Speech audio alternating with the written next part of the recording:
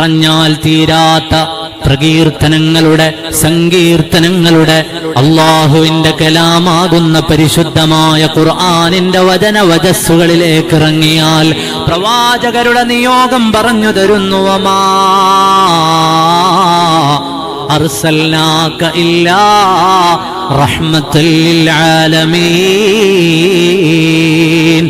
അങ്ങയുടെ നിയോഗം തന്നെ ഈ ലോകത്തിന് കാരുണ്യമാണ് നബിയേ. അങ്ങയുടെ സ്വഭാവമോ വഇന്നക ലഅലാ ഖുലുഖിൻ അദീം,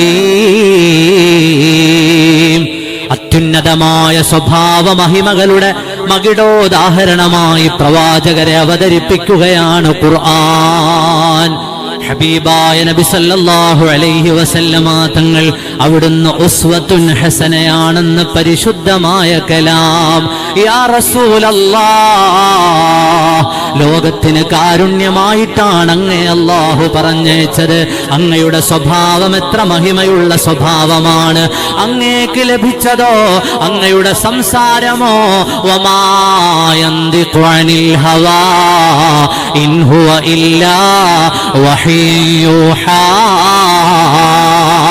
അങ്ങേക്ക് പരിശുദ്ധമായ വഹിയല്ലാത്ത വർത്തമാനങ്ങളില്ലല്ലോ നബിയെ.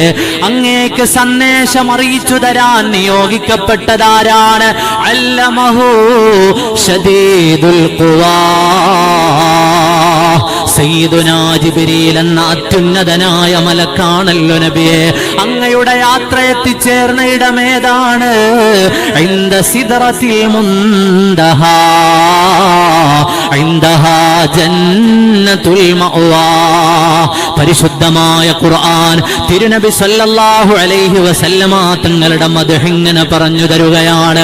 അങ്ങാരാണ് നബിയേ? ലഖദ് ജാഅകും റസൂലും മിൻ അൻഫുസികും അസീസുൻ അലൈഹി മാ അനിത്തും ഹരീസുൻ അലൈക്കും ബിൽ മുഅ്മിനീന റഊഫുർ റഹീം.